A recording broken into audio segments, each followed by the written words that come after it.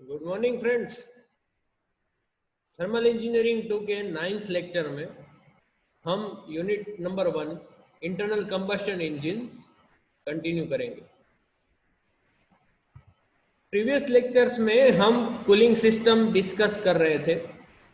उसमें हमने air cooled system और डायरेक्ट लिक्विड कूलिंग सिस्टम दो का डिस्कशन किया था। थर्ड वन जो कूलिंग सिस्टम है वो अभी हम कंटिन्यू कर रहे हैं। ठीक है, तो प्रीवियस लेक्चर्स में हमने एयर कूल्ड सिस्टम और डायरेक्ट लिक्विड कूलिंग सिस्टम या डायरेक्ट वाटर कूलिंग सिस्टम का डिस्कशन किया था। एयर कूल्ड सिस्टम में फिन्स का यूज होता है, जो एक्सटेंडेड सरफेस होती है, जो कि हम काफ़ी दो पहिया वाहन मतलब कि टू व्हीलर्स उसमें देखते हैं। बाइक में हमने जो इंजन देखा है उसके बाहर फिन्स लगी हुई होती हैं, वो एयर कूल्ड होता है। और दूसरा टाइप होता है liquid cooled system. Liquid cooled system मतलब कि उसमें हम लिक्विड पास करते हैं इंजन ब्लॉक के अंदर। यहाँ पे आप देख सकते हैं कि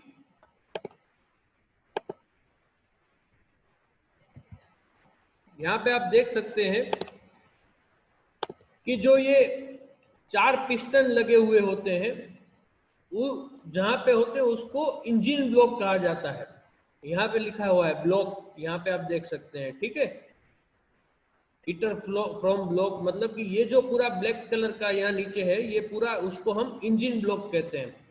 तो इंजन ब्लॉक में पूरा कूलेंट जो है वो होता है, भरा रहता है। वो रेडिएटर में से पास होके इंजन ब्लॉक में जाता है, वहां से हीट लेके वापस रेडिएटर में आता है। तो वो अलग अलग प्रकार से होता है। उसमें से हम दो मेथड, थर्मोसिफॉन सिस्टम और post circulation cooling system discuss करेंगे। लास्ट लेक्चर में हमने लिक्विड कूलिंग सिस्टम में देखा था कि जो इंजन ब्लॉक में पिस्टन सिलेंडर अरेंजमेंट के आसपास की जगह होती है, उसमें कूलेंट पास होता है, उसको हम वाटर जैकेट कहते हैं। ठीक है, तो यहाँ पे वो सिलेंडर जैकेट मतलब कि वो पिस्टन सिलेंडर के आसपास जो खाली जगह है जहाँ पे कूलेंट होता है, उसको हम वाटर जैकेट या तो सिलेंडर जैकेट कहेंगे।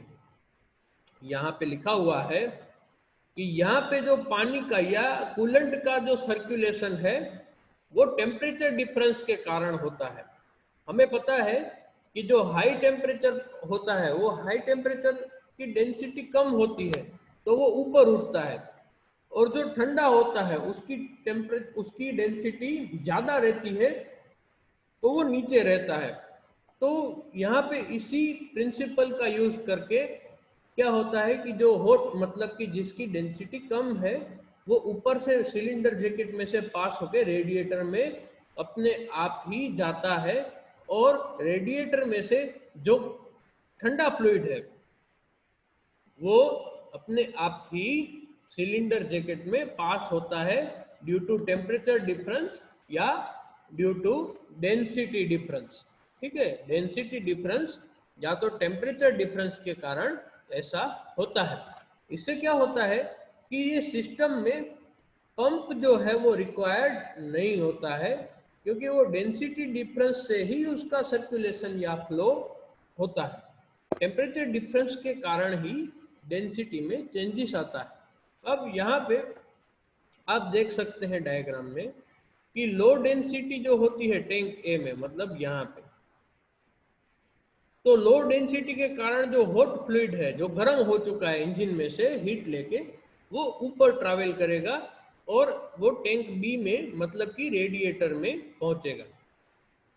फिर जब फ्लूइड पाइप 1 से पाइप 2 में जाएगा, वो कैसे जाएगा? तो कि भाई यहाँ पे रेडिएटर में हमें पता है रेडिएटर में क्या होता है कि रेडिएटर में बाहर से हम कूलिंग मतलब कि बाहर से हवा आके उसको कूल कर देती है, या कूलेंट का यूज होके वो कूल हो जाता है। तो उससे क्या होता है कि वो ठंडा हो जाता है, और वो पाइप 2 से आगे बढ़ता है फिर से वाटर जैकेट में। ठीक है, तो यहाँ पे ये सिस्टम आपको बताई गई है। ये भी आपको थर्मोसिफोन सिस्टम है, इसमें फैन का यूज करते हैं। अब क्या होता है कि ये इंजन है, जो इंजन में से ही जो शाफ्ट है उसमें बेल्ट डाल के यहाँ पे आपको फैन से अटैच कर दिया जाता है। तो फैन घूमता रहता है, और वो फैन घूमता रहता है उसके कारण क्या होता है कि एयर जो है वो ये रेडिएटर है, यहाँ पे जो ये जो रेडिएटर है उसको ठंडा करती है। तो अब यहाँ पे देखिए क्या होता है कि ये जो दिखाया गया है वो सिलेंडर का वाटर जैकेट है। यहाँ पे जो दिखाया गया है वो सिलेंडर का वाटर जैकेट है। नीचे ठंडा फ्लूइड आता है, वो हीट होके ऊपर ट्रैवल करता है, और जो ऊपर ट्रैवल करता है वो यहाँ से कलेक्ट होके फिर से रेडिएटर में आता है, और रेडिएटर के थ्रू ये पास होता है। तो ये फैन जो होता है वो उसको कूल करता है, तो वो नीचे आ जाता है, और नीचे आ जाता है तो वो फिर से यहाँ से वापस चला जाता है।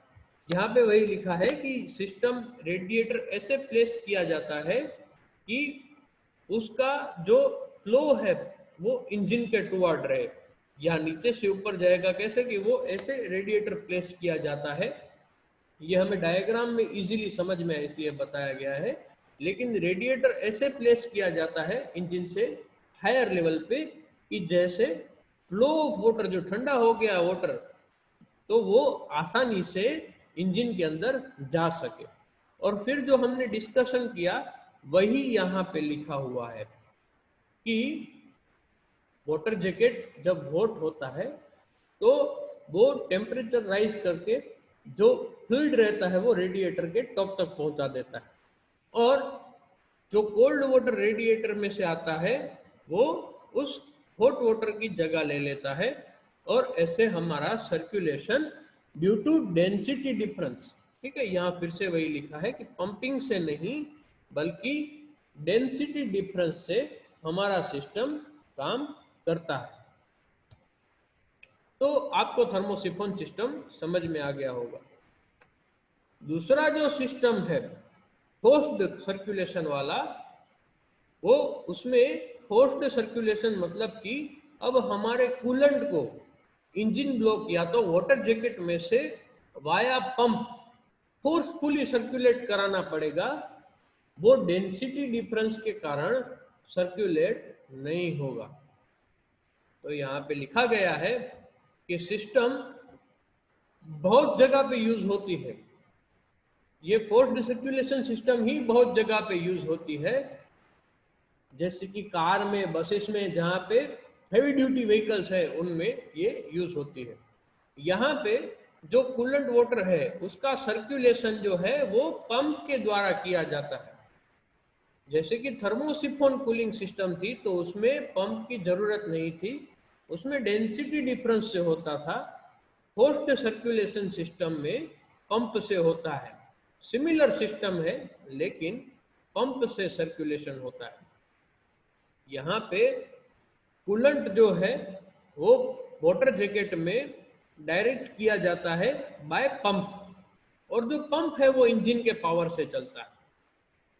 ठीक है, और यहाँ पे थर्मोस्टेट भी लगाया जाता है जो कि कूलेंट के टेम्परेचर को कंट्रोल में रखता है। ठीक है, तो जो अभी हमने डिस्कशन किया, ठीक है, दोनों सिस्टम का, उसके ऊपर एक शॉर्ट वीडियो भी हम देख लेते हैं। उस वीडियो में आपको कूलेंट कैसे पास होता है एक्चुअल में, वो आपको एनिमेशन के द्वारा बताया गया है। ठीक है, इंजन कूलिंग सिस्टम जो कि ऑटो पार्ट्स है, एनिमेशन उन्होंने बनाया है। यहाँ पे आप देख सकते हैं कि इंजन जो है वो अपना पूरा कंप्लीट साइकिल पे वर्क कर रहा है। उसके कारण जो कंबस्टन हो रहा है, वो कंबस्टन जो है वो हीट प्रोड्यूस करेगा। जैसे ही वो कंबस्टन हीट प्रोड्यूस करेगा, वो काफी सारा हीट एग्जॉस्ट गैस के द्वारा निकल जाएगा। चलो, कुछ हॉट गैस जो है वो एग्जॉस्ट गैस के द्वारा निकल जाते हैं, लेकिन ज्यादातर गैसेस का जो पावर स्ट्रोक रहता है उसके दौरान वो पिस्टन सिलेंडर अरेंजमेंट को उसका टेम्परेचर बढ़ा देते हैं और ये जो हीट है वो ले लेते हैं हमारे कूलेंट। यहाँ पे दिखाया गया है कि हमारे कूलेंट जो है वो पिस्टन सिलेंडर अरेंजमेंट में से हीट सोख लेते हैं, एब्जॉर्ब कर लेते हैं।